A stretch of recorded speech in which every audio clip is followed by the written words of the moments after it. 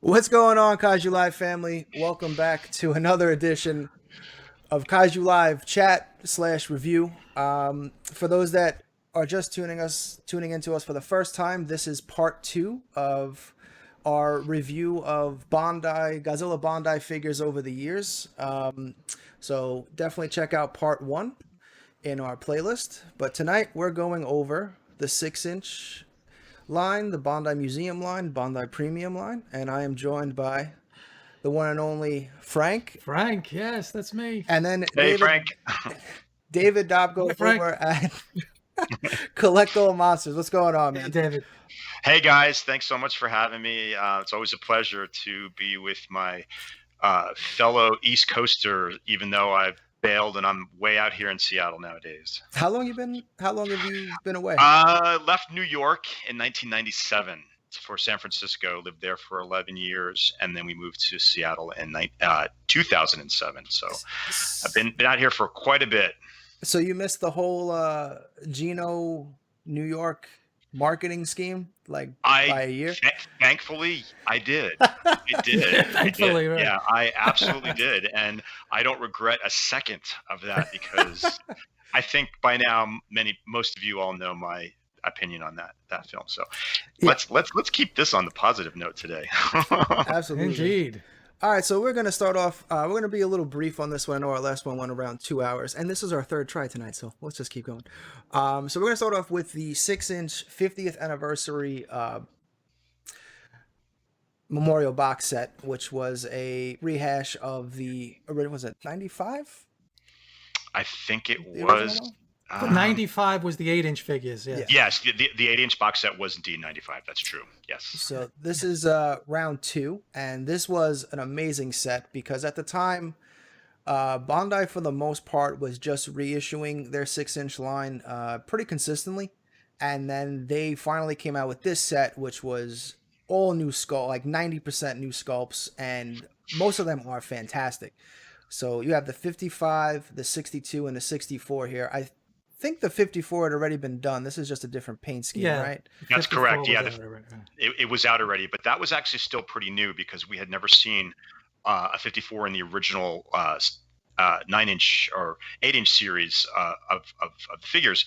So it was really nice to see them all together. And as I mentioned before, a lot of you may not know this, but the 55 sculpt actually has the dorsal plates in backwards. If you look at it carefully, you'll notice that when they were making this figure in China, I guess, they had this end up going the wrong way. So the dorsal plates are actually backwards. That's pretty Nice. cool because I never actually noticed that until you pointed it out. And now when I look at it, I can totally, as he's coming around the swing here, Yeah, I can totally see it. Yeah, it's. Yep. I mean, Every time I it's see not, one now, I got to check that. it's not a terrible thing because it still looks great. But I guess if you really want to be, a stickler, you can sort of cut it out and Yeah. reposition it in there. I actually haven't even done that, but I thought about doing it. And then I'm like, nah, it's kind of fun the way it is. And maybe it makes it more collectible and more interesting because it does have, I think every single one of them has that flaw. Maybe some of your viewers out there may or may not have one that was put in the correct way. So it'd be interesting to hear if anybody has one that was put in right. Wow.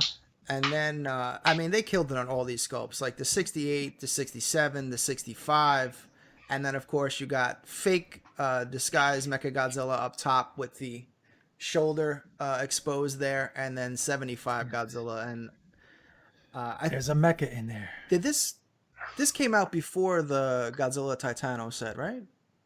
I think it was pretty much almost like at the same time. It was pretty Yes. Toy Dream pretty Project. close. The Toy I'm not Dream, sure yeah. which one came first, but yeah, the sculpts are phenomenal, and the fact that we actually have a 67 sculpt is pretty incredible Yeah, right. in itself. And yeah, AJ, the one that you like with the little chink in the costume where you see the space titanium coming through. What a great figure! What a really awesome figure! And it'd be nice if X Plus can do something similar to that in the future. I would love to see that. I was always shocked that Bandai never actually carried these figures over to 8-inch scale, to be honest.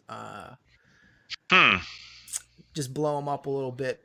And then then the 84, which is one of my favorites. I was super stoked that they did that. That's one of my favorite movies. And then these are some of the reissues, the 94, Meltdown 95, to go back to the 95 theater issue, which was the first Right. Godzilla. The Meltdown went right.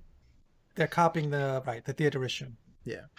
The only thing that would have made this thing like the most epic, box set ever is if every single sculpt was a new sculpt.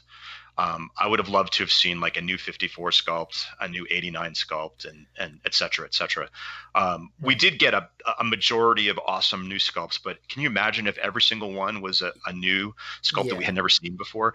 And like, been great. It would have been great. And like what we were mentioning before, the scale of the Godzillasaurus is almost the same scale, AJ was saying, as the standard release. So it would be good if that was more in scale to, the figures as well. I'm going to, after this show, I'm definitely going to take a picture of them side by side. I'm pretty sure they're the same. The Godzillasaurus anyway. And you know what's missing? A Showa King Ghidorah is missing. Yeah, they gave us the Hesai King Ghidorah instead. Yeah, I mean, I which is fine. That's cool, but wouldn't it be great to do a show like a smaller scale show at King Ghidorah? I mean, I guess we will talk about how they ultimately did a phenomenal one just recently in the newer Bandai Premium set, but it would be nice to have seen one back in the day as well. Hold on, we found one. Dad is on a mission. Hold on a second. So let's see.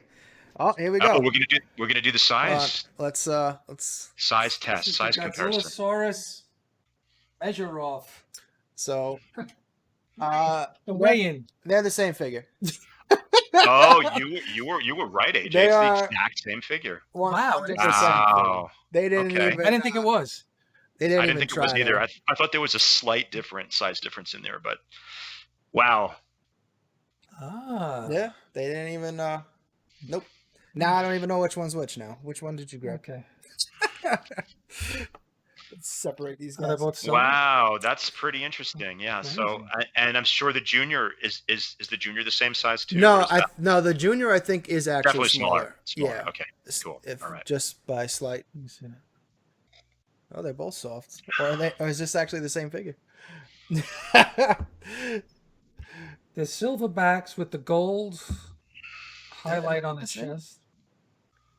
Oh, well. And they both saw fine. And then, and I liked how on this one, the Anguirus, they for whatever reason, they wouldn't do a 55 Anguirus, which kind of bothers me, even with the Toy Dream Project one.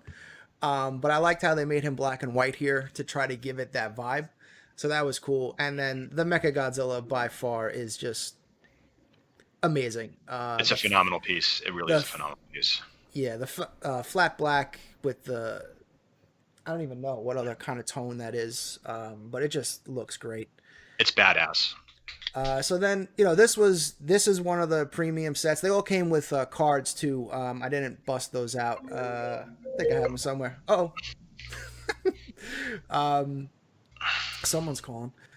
So they all came with. Leave me alone. I'm busy. No, it's fine. They all came with cards, which is really cool. But I still have them all like in the original, plastic sleeve that it came in because I just didn't buy enough baseball card sleeves to put them all in. All right. And then after this, getting into some more of the premium 6-inch stuff that came out. This was the DVD set. I'll let you take this one away, Dad. Yeah, these were very limited. I believe only 100 or 200 each. Wow. And they were hard to find. They were costly when they came out. And you have Gigan, Space Godzilla, G54, and G84. And the tags are, I call them the black tags. It's the black and white tag, I guess. Yeah, I dig these because this is like kind of like the Black Gallery Marmot figures of the Bondi universe. They have that, everything's that black and silver. So these are awesome, especially the 84. Again, I always gravitate to anything 84. Actually, this is what that new Metacom should have looked like. Just saying. And then they made it blue. So then these ones didn't. I'm actually going to pull these one up to the camera and hope that they look better. But I tried to take a video of these ones, and they're really hard to capture because of the lighting. So this is the Yeah. pearl and the crystal, and then I think the Gigan was a lottery. The Gigan was a lottery, a magazine lotto. Oh yeah, that was a Hyper Hobby, wasn't it? Hyper Hobby exclusive, I believe. Yes. Hyper I Hobby, actually- it's red glitter. That's right. It's pretty cool. I like Yeah. these. Let me see if I can. I have them here. I wanted to see if. The one with the tag, that's the Pearl Godzilla. The finish gives you that mother of pearl look, where the other white one is the Crystal Godzilla. So let's see. CJ's holding it up now. And that's just basically a clear translucent. It really doesn't have that pearl oil slick look. Yeah, It's a great- it's it's a great really looking- hard It is. for it to come out on the green screen. Like, especially this one. Oh wait, no, yeah, this one has like other highlights to it. Like, Oh yeah, inside. you can see them. There's like little Yeah. on the creases and the folds of the Right. suit. You Yeah. can actually see the little white detail in there. Those are both like really cool, and like I said, they are sort of the forerunners of the Marmot glow in the dark blank clear figures, and Yeah. You can I think they're kinda pretty cool. catch some of the glitter on him, but this one's. Yeah, you can see a little bit right there in the wings. Super collectible. Mm. I actually never had any of these, believe it or not. Yeah, like, well, Well, I know that's- also in that G2000 sculpt, there was a green version that I think was given to employees at Yes, Christmas time. yes, the green version, which is really, really like collectible and limited and very limited amount. Yeah, that's the theater exclusive, correct? Yeah, I think this is the Mega Anguirus one, Yeah, that's 2001. Yeah. and then here is the '99 one. These were like when the whole theater exclusive craze was becoming super relevant. It's the same mold. The 01 has more of a gold and orange. This one's cool because it's like Highlight painted to on it. the inside, the orange with the Yeah, it's a translucent. great figure. And then I had this guy. I wanted to ask you about it. I didn't know what it was. I just love that sculpt of the Millennium Godzilla. I think he's super cool. Oh. Yeah, the This- G99 figure is great. What is this exactly? I wasn't sure. It's just showing the clear mecha. I Oh was asking wow! what this is. I believe this was at the opening of some museum or store. Or it might actually be another Hyper Hobby exclusive, because I remember for the longest time that magazine was David's become showing that. showing these and having these exclusive figures that you could get through the magazine.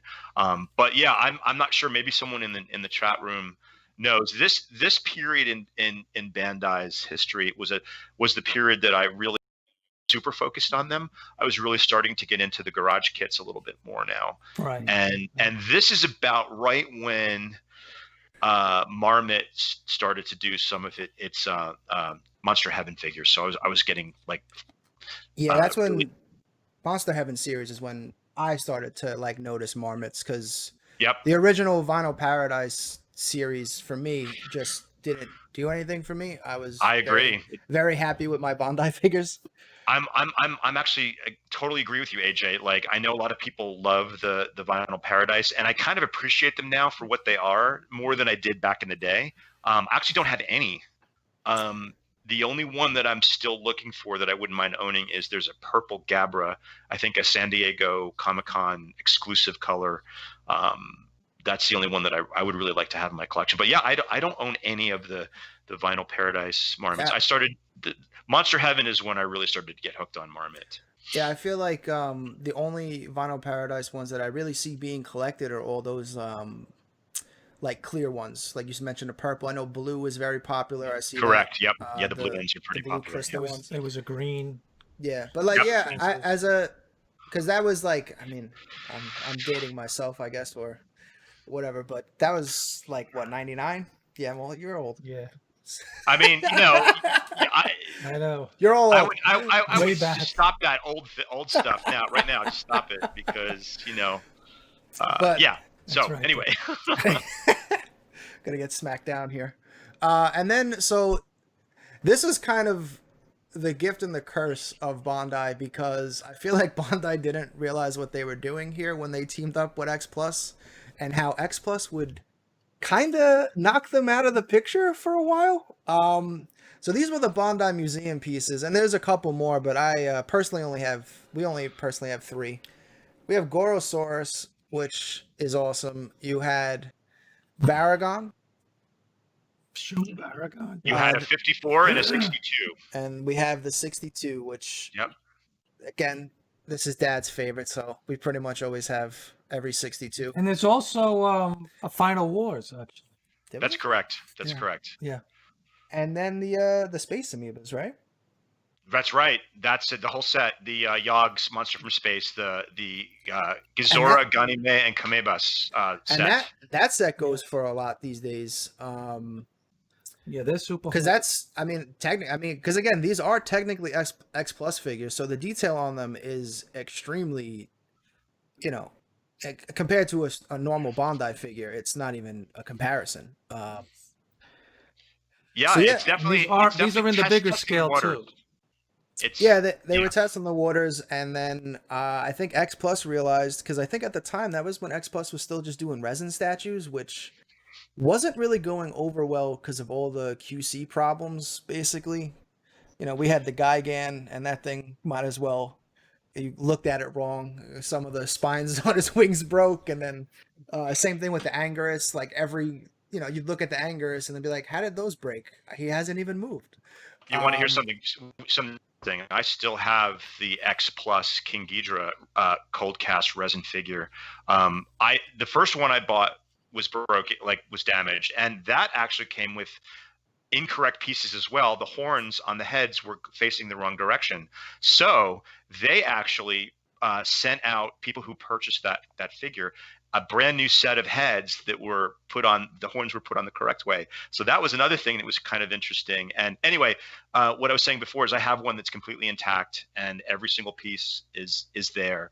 And it was and still is a very cool interpretation of King Ghidorah. And I just think that that's why I can't part with it. I don't think I'm willing to try to ship it anyway, because I don't think I'd be lucky a second time getting it to where it's going in one piece. But it's a beautiful figure. So it's got a great base on it, and it comes with the little actual Torii gate on there. It's super detailed, and that was the crowning achievement in that series. But yes, so that was X Plus was doing that, and as well as some Ultraman. Large scale Ultraman resin pieces too. They did a Narunga, a Ragon, and an Ultraman Type A, and they were pretty limited. And like you said, they were very prone to breakage. So I think they decided to scrap that whole idea. But the boxed ones that you just showed, the X Plus Bandai, it was also Popey was part of that collaboration as well. Oh, really? There was 3 different companies that were sort of working on those figures, and I think for what they are, they're great. I think the Gorosaurus is probably the best of the bunch. The Gorosaurus and the Yogg set to me are my favorites. Yeah, the Yogg set is perfect, but yeah, Goro is so underrepresented represented that it's pretty much hard for me to hate any Gorosaurus figure. Absolutely. And he actually has like the what? Did you break him? Oh no. But yeah, this was kind of the end of Bondi there for a little bit, because these came out, and then X Plus I think realized like, hey, we should start doing vinyl figures instead of these resin pieces, and we know how that's turned out so far. The rest is history. Yeah. But now Bondi is making its way back, and with the Bondi Premium line, which let's roll that beautiful footage. Yes. One of my favorite Toho films of all time is Frankenstein Conquers the World, or Frankenstein versus Baragon in the Japanese title. It's just a really fantastic, crazy science fiction / horror, and they really banged out this Frankenstein. The pose is super dynamic. The X Plus is phenomenal. I really love the X Plus Frankenstein, but this one has the advantage of having that super dynamic pose, and the arms are actually movable. And Baragon looks great too. I love the quadruped Baragon. I always like that incarnation of him. So to get representations of those two in almost X plus quality was really a game changer for me. Oh yes, and then the hand. The severed hand comes with the with Baragon, not with Frankenstein, which is kind of interesting. Yeah, that is weird. I actually found a little bucket from the garden, like a tin bucket from the gardening shop, and it's perfect scale for the hand. So I put my hand in the bucket, so it looks like he's in the liquid protein. So it's pretty cool. Yes, and you know, here's his offspring. His offspring, yes, Sanda and Gyra, aka Green and Brown Gargantua. First time these guys have been represented in the Bandai series, and I was actually hoping that they would be released in the original series in the 8-inch, which actually never happened. But yeah, now this is the beautiful 54, and actually these guys I'm keeping the tags on, so I actually kept this tag on because he's got a really great tag. My friend Corey Cromer actually last November was in Japan, and he actually picked this up for me in Japan, which is kind of special. Awesome. So, and there, yeah. I mean, we were talking about how they didn't do a 6-inch King Ghidorah, but boy, did they redeem themselves with the gold and the blue version, a still version of the Showa King Ghidorah. This thing is just, you're going too fast, AJ. I know, man. I don't have control. Okay. Hold on. That's all right. There we go. No, I'll go real quick. No. These Ghidorah figures, for me, Ghidorah is my second favorite monster aside from Godzilla, and I think they just completely knocked this out of the park. And although they were kind of pricey, you did get two figures in the set. You got the blue, which is from that famous movie still, and then you also got the gold one. And there's actually a third set of heads that you can put. That's correct, with the zombie eyes. Yeah. And for those people who maybe couldn't afford or didn't have the room for the X Plus blue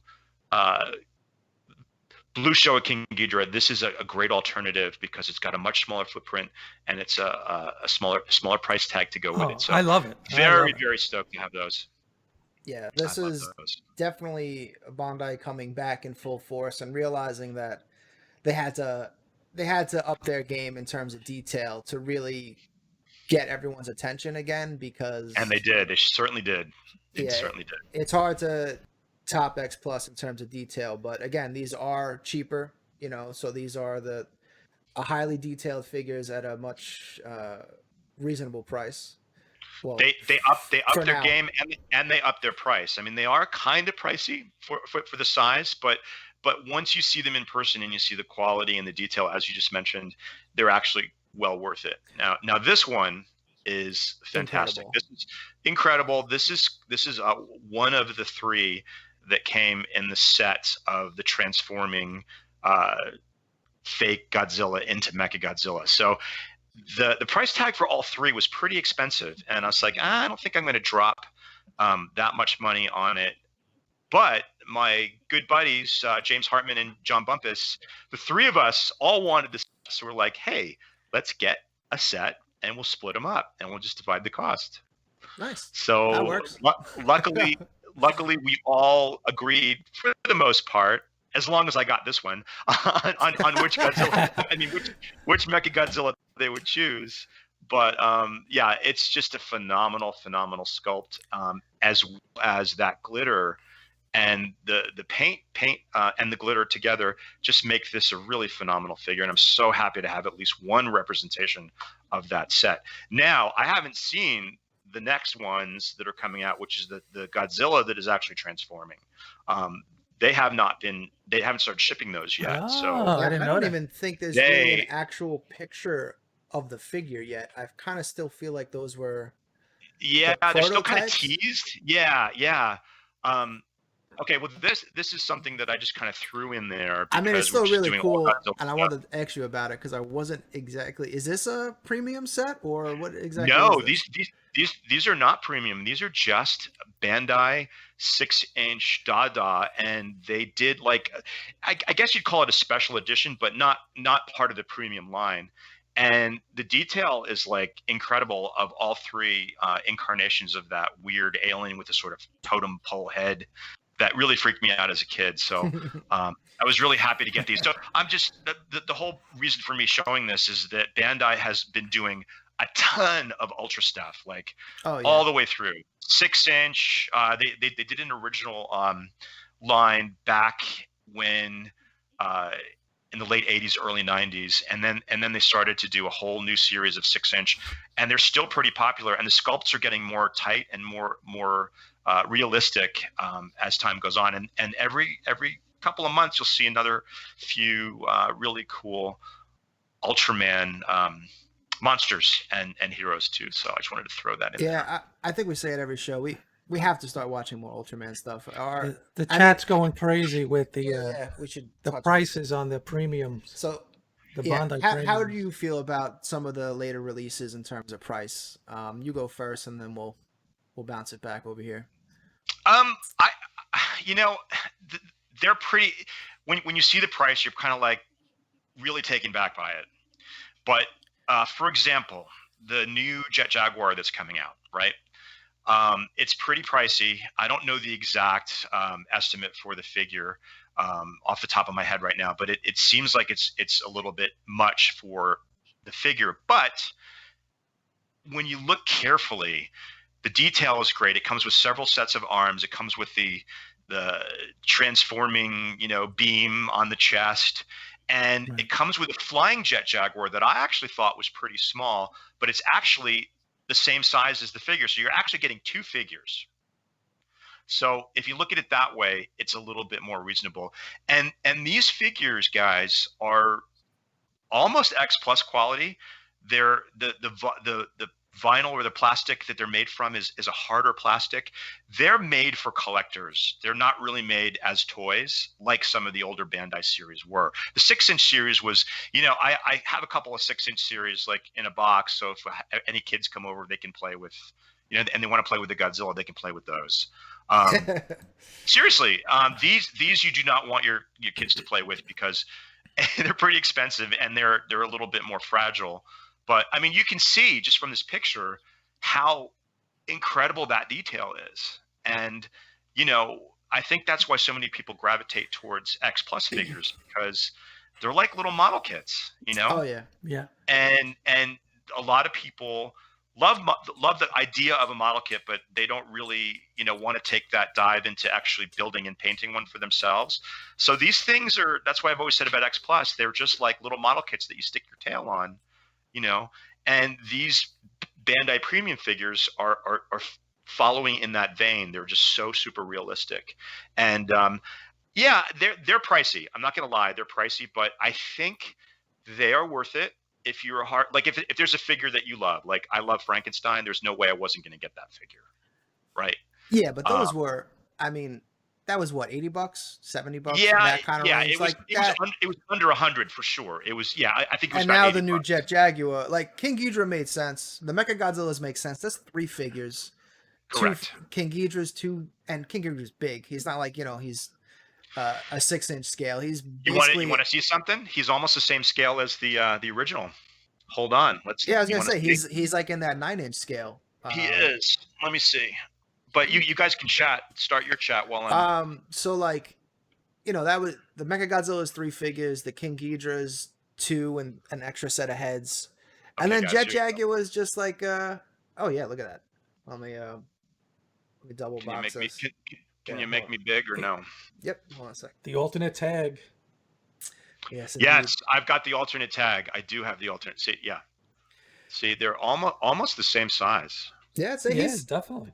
a slightly bigger, especially with the wings. It looks like. The wingspan is definitely bigger, but the heads are almost identical, but the wingspan of the new one is definitely more impressive. So, yeah, great figures. I'm stoked to have it. And yeah, cool. But with the Jet Jaguar, I think has turned a lot of people off, and I mean it might. I hope it doesn't happen, but it might actually be another case of where people just get turned off by Bandai because the Jet Jaguar figure is only 8 inches. I know it comes with the really cool, transforming effect and a mini flying Jet Jaguar. Or actually, But it's no, not mini. it's not mini, right? It's the same size. It's almost the same size. So that to me doesn't really, it isn't really a game changer, but it makes it easier to like swallow that price tag. You know what I'm saying? Yeah. So you it's are basically getting two two figures. figures. You're getting Yeah. two figures. And I think another issue that I personally have with Bondi Premium is they send this stuff in gigantic boxes for no reason. Oh, that's ridiculous. You're right. Like the 54, it came in like a shoebox this big, and you were like, the figure's this big. Like, what's going on? Here's the yeah. Ghidra box. Well, the Ghidra box which makes is about sense. right. That's about Yeah. right. But the 54 box is about this size. Yeah, exactly. It's like That's so crazy. Corey folded up the box and handed it to me separately, like as a little package. yeah. I'm like, that's fine, man. I just want the figure, but yeah, you're right. The box is just like, and I wonder if Jet Jaguar's going to come in a big ass box too. He's probably. I mean, it seems like they have this. They've come up with this box and they're making sure everything fits in that box because I'm pretty sure all the boxes are virtually the same. So yeah, someone was like, "This is the," and it kind of like not to change gears from Bondi, but like CCP just kind of did that with the Hedoras, the latest. Yes. They were like, "Hey, we're gonna put these in boxes," and it's like there couldn't be a worse time for you to start putting stuff in bigger boxes with all the shipping madness. So it's like bags and header cards are fine, everybody. Bondi too, it's okay. Everyone's cool with that. What's your take on it then? Well, it's probably some truth to the fact that, they do have a die that makes these box sizes, and it's cheaper to just run them again. It's just different print on them. Yeah, you're right. That's probably the truth of it. I think someone got fired at CCP though for those boxes. Yeah, that's ridiculous. So let me ask you guys this, and maybe the viewers can chime in too. What would you like to see produced next by Bandai Premium? Ooh, got that. Wow. I'd go with a nice Mecha King Ghidra if they could do that. They could. I think that's a great choice. Maybe do like a robotic set. Mogera, King Ghidra, Mecha King Ghidra. Yeah, that would be the set. Like now you're saying set, Frank. That would be pretty expensive. Set. Ah, that's right. But yeah, no. Okay, Mothra Lava. I would love to see more. John says Varon. Can't get enough Varon. Oh, of course, Kyle says Varon. Oh yeah, Kyle. I know Kyle would love a Varon. How about you, AJ? What would you like to see? I kind of want to see, and I mean, it could be Bondi, it could be X Plus. I kind of want to see more takes on kind of making figures fit together to create like dioramas. So, like for me, but like you see Jet Jaguar, I would love to see him come with like a set of arms to do the wrap up pose, and then a Megalon comes out with the Megalon behind, like he comes with the arms, so he's got him behind the back, and then give me a sliding Godzilla. Give me him. That'd be awesome. Sliding 73, just completely nonsense, and I want to recreate that scene. I think that's a great idea, and just on that vein, I'm thinking that I would like to see the scene which would be very doable. You have Godzilla and Jet Jaguar when they're back to back and the fire's all around them. They're just kind of like back to back, you know. And like I love the idea of a diorama set. That's brilliant. Yeah, are you listening, Bandai Premium? Well, it's actually funny. One of the first, I actually had this 3D printed. I actually I got a 3D printed sliding Godzilla like in X Plus size because that was just something I always just wanted. But yeah, I would love to see or I'm a huge 85 fan. I know like X Plus did like the D4 reel with the reactor. I would love to see that, you know, where he's got his hands inside the react, almost kind of like what Cast does. Cast has all those amazing like little diorama resin pieces that are straight out of the movie, but like blow that up. I love it. Blow it up. Absolutely love it. How about an oxygen destroyer? Oh yeah. I mean, you know, I've said this so many times. You guys have probably heard it. Everybody in the chat room's probably heard it. And I've told G Akamoto too. I would love X Plus to release a box set of all of their Rick extras separately. Oh yeah, that'd be so cool. Like the Oxygen Destroyer, the Super X2, the Giant Sea Louse, well, maybe you could leave that one out. Oh, man. Gotta keep that one. the King Caesar statue. So like if they do King Caesar, which they may do in the Bandai Premium, a statue would be great. Well, I don't really collect the D4 reels. I get them for Abby. That's my excuse to get Abby toys. That's awesome. So I actually got the King Caesar and the Varon specifically for those Rick pieces because I love have those them. Rick pieces. Yep, and they're so cool. Look, and they're big. I've seen like the photo, like they're pretty decent in size. So I was like, that's good enough. Yeah, but a realistic one would be something that I would really love to have. I mean, the D4 reels are fun, but imagine like a statue, like just a straight up statue, like almost like the same size props, figure. Like, yeah. Yeah. I'm sorry, Frank. What were you gonna say? No, I was just going to say in the chat we got two good suggestions. Paul Hillman says Mechanicong and Kong 67 as a set. Absolutely. And then Kyle says Mechanicon. Kong versus G62 with a castle. Oh yeah, I mean that'd be awesome, right? Yeah, we gotta get in contact with somebody. How classic would that be? That's iconic. Yeah, I would love, because like we've seen them with like the Sakai dioramas and stuff like that, where they're just taking scenes out of the movie. But Kyle actually called it the Premium Bandai Iconic Series. Yeah, I mean, yeah, let's go. You know, I'm so down with that. I'm so down with that. And you know, there's like unlimited opportunities and you know, possibilities for these figures to be made, and what us collectors want. And you hit the nail right on the head, AJ, that the cast Iwakura stuff for me is always super special. Like the really like obscure, you know, things that just show up, like Pashim Boya from King Kong versus Godzilla. Like, you know, he's a little mascot for the pharmaceutical company. You know, that kind of thing. I've always loved that kind of thing. And the Mechagodzilla pipe, to me. Like a prop of that would be so awesome. Yeah, I know. There's so many cool things that I feel like's been like untapped. But I mean, thanks to the world of 3D printing, you can seek those out. Yeah, you could. But I would love for some officially, you know, licensed stuff to come out like that. That'd be great. If I'm being a little bit clairvoyant here, I'm pretty sure, or I'm confident that eventually we're going to see every single Godzilla represented in that series.